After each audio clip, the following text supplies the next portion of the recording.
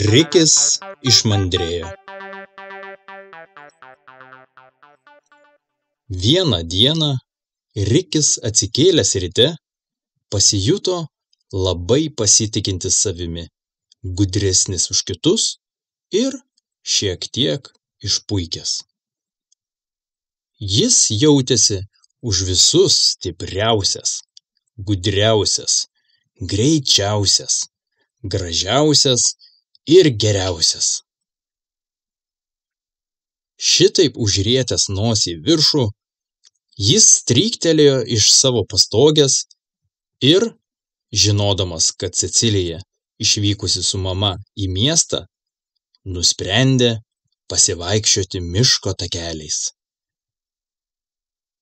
Skruzdėliukas Rikis nušuoliavo prie miško plačiosios eglės, kur ežys Benas turėjo savo namelį ir dažniausiai iš pat ryto šildydavosi priešais saulės spindulius išsitiesęs ant samanų kilimo. Štai priėjęs prie Beno namelio, Rikis išvydo Beną skaitantį kažkokią knygą. Labas, Benai! Ką tu čia veiki? Paklausė skruzdėliukas. Labas, Riki. Smagu, kad užsukai. Aš skaitau knygą, kurią rekomendavo man pelėda Florencija. Ji žino, kurios knygos yra tikrai vertos dėmesio. Čia knyga apie grybų džiovinimą ir kaip tuos grybus reikia apruošti, kad nesugestų iki pavasario. Reikės mangi ruoštis atsargoms žiemai. Tai tu sėskis šalia ir paklausyk, aš tau paskaitysiu. Žinok, labai įdomi knyga. Oi, ne! Aš tai jau tikrai neklausysiu čia tavęs. Tu net normaliai skaityti nemoki. Tik žveberiuoji visaip. Žinai, aš turiu įdomesnių reikalų, nei vien čia tavo grybeno klausyti. Tarė Rikis ir, apsisukęs ant kulnies, nustriksėjo gilyn į mišką. Rikis, toliau eidamas miško tankmėje, išvydo Arielę, voverę, bedeliojančią lazdyno riešutėlius į vieną eilę ant kelmo. Labas, Arielė! Kokią nesąmonę tu čia veiki? Paklausė Rikis. Labas, atsakė Arielė. Kaip suprast nesąmonę? Sąmonę? Dėlioju lazdyno riešutus ant kelmo, nes noriu susiskaičiuoti, kiek jų turiu ir ar užteks iki mano vardadienio, kuris bus 1 vasario savaitgalį. Ruošiuosi padaryti riešutų pyragą. Gal nori vieną, galiu tau duoti paragauti. Oi, ne, tarė Rikis. Na, aš jau tų kietenybių negraužiu. Dar galiu dantis išsilaužyti su tavo riešutais. Pasiūlytum kokią tortą ar aviečių uogienės, saldainių arba belgiško šokolado, pavyzdžiui. O čia kieto riešutą man siūlai. Nu, nesąmonė. Rikis apsisuko ir nupėdino toliau. O Arielė tik tai pagalvojo, koks nedėkingas ir pasipūtęs Rikis jai pasirodė. Rikis, beeidamas tolyn miškan, sutiko šermuonėlį Maksą. Jis miško pievelėje sportavo ir darė pritupimus. Sveikas, Maksai! Ko tupčiuji čia kaip sisiot norėdamas? Paklausė Rikis. Labas, aš sportuoju, atsakė Maksas ir greitai apsisukęs pradėjo šokinėti kaip kamuoliukas į viršų. Ar tu gali nusiraminti pagaliau? Man akis pavargs čia taip žiūrėti ir jas kelnoti, aukštyn, žemyn. Nebestriksaliuk tu čia. Tu geriau man paaiškink, kam tu čia kiekvieną dieną strakalioji, a? Na, sportas yra sveikata. Sportuoti reikia visiems. Tugi žinai, aš kiekvieną dieną sportuoju ir darau atsitupimus, atsilenkimus, šuoliukus, bėgioju, laipioju, kūlversčius darau. Žinai, man šovė į galvą puikiai mintis. Galim sportuoti kartu. Abiem bus žymiai linksmiau. Ką sakai? Paklausė Maksas. Rikis tik pakraipė nosį ir atkirto išdidžiai pakėlęs galvą. Na jau ne. Aš jau savo laiko nešvaistysiu tavo akrobatiniams triukams. Dar pasitemsiu ranką ar koją, o be to tingiu. Tu geriau už mane pastrakaliok ir viskas bus gerai. O aš jau einu. Tarė Rikis ir nuėjo toliau. Beeidamas, Rikis pamatė kiškį Kostą, belaistantį kažkokį augalą su mažu laistytuvėliu. Sveikas, ilgaausi, tarė Rikis. Labas, jam atsakė Kostas. Rikis paklausė. Ką tu čia laistai? Kostas papasakojo, kad šalia takelio jis pasisodino kopūstų ir morkų. Kai jos užaugs, Kostas galės maitintis ir žiemai atsargą susiruošti. Jis labai džiaugiasi, kad galės vėliau šias daržoves skaniai krimsti, tačiau dabar reikėjo jas nuolat prižiūrėti ir laistyti.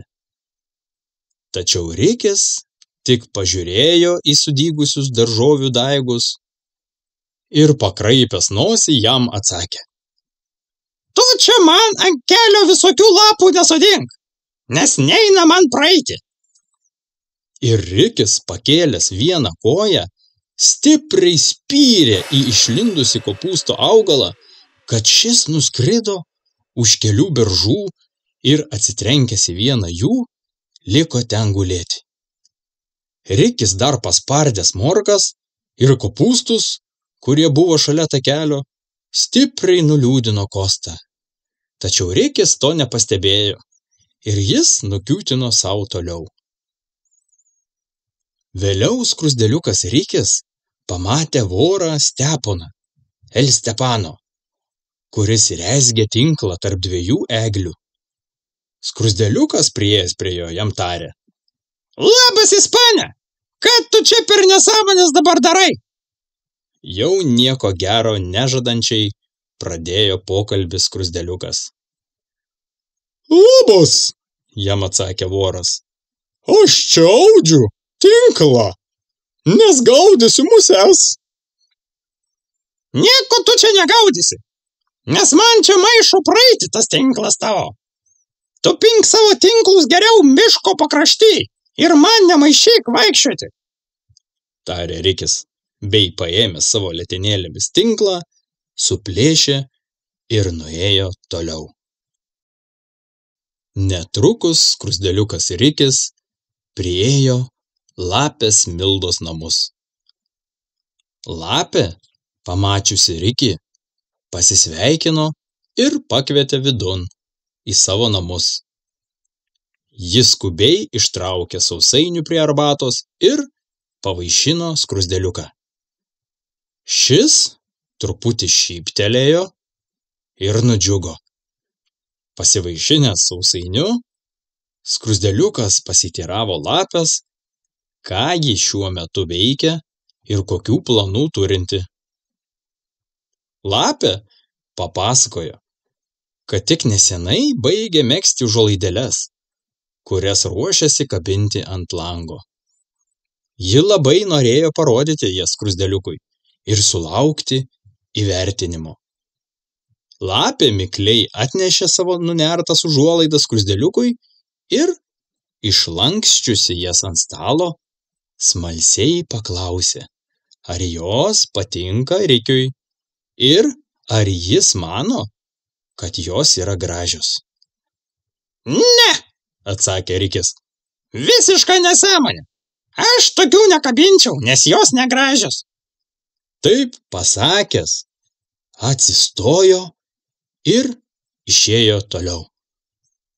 Lapė taip ir liko stovėti išsižiojusi ir netekusi amo. Paskutinė miške Rikis sutiko varlę Danielę. Ji kaip tik šildėsi saulės spinduliuose ant lelijos lapo miško upelio pakraštyje. Rikis jai liepė pasitraukti, nes norėjo peršokti per upelį. Ir ji, Rikio nuomonė, maišėsi jam tą padaryti. Varlė Danielė labai nustebo, nes manė, kad peršokti upelį galima bet kurioje kitoje miško vietoje. Ir nebūtinai tą reikia padaryti toje vietoje, kur ji šildosi prieš saulės spindulius. Bet Rikis tą dieną buvo neperkalbamas. Jis pasiėmė pagalį ir nustūmė varlę nuo lapo.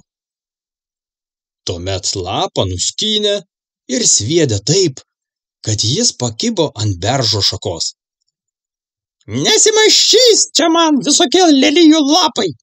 Visokios varlės irgi.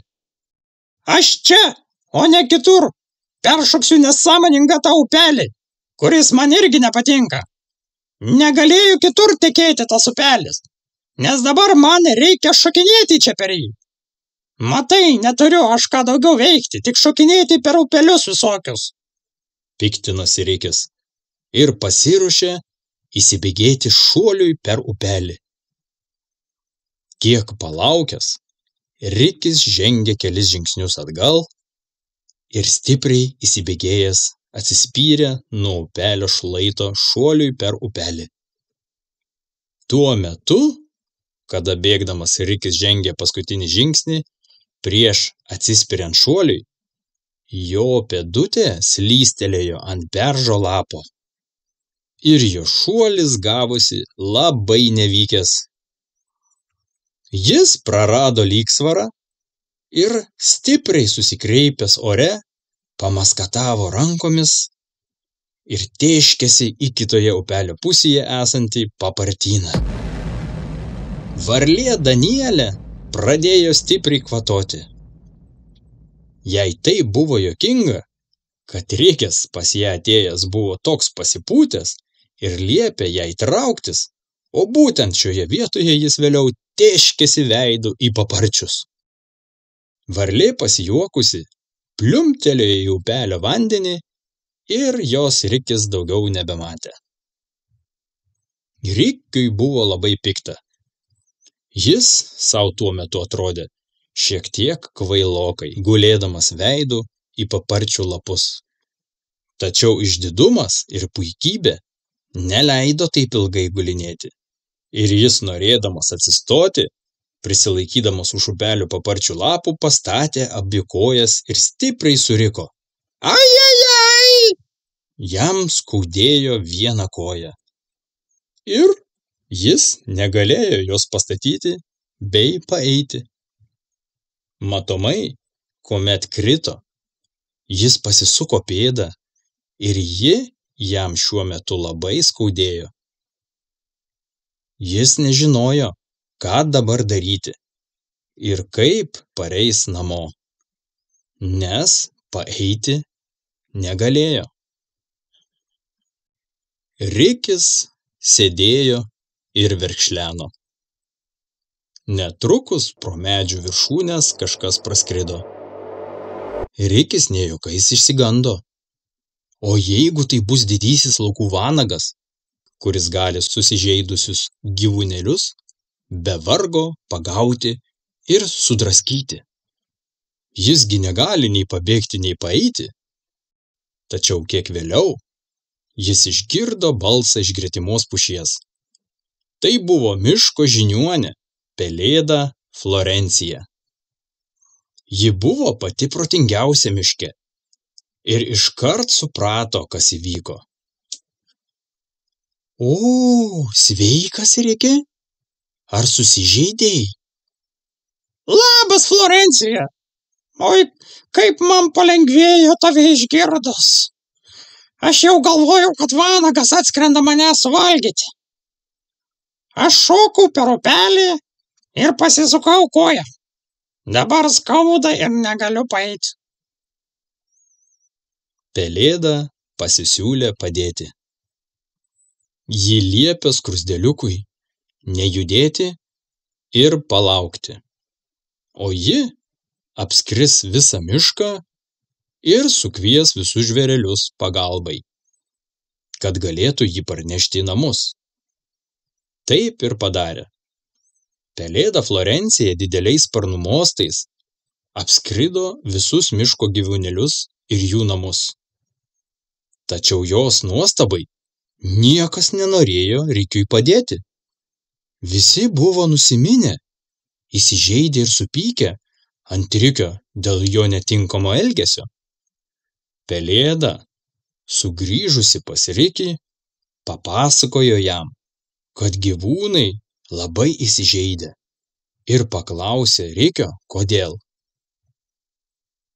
Rikis permastė savo elgesį, staiga suprato, kad elgėsi labai negražiai. Jis liepė pelėdai surinkti visus žvėrelius ir už jį atsiprašyti, nes pats to padaryti šiuo metu negali. Pelėda taip ir padarė. Jis surinko visus į didžiąją miško pievą ir papasakojo, kas nutiko.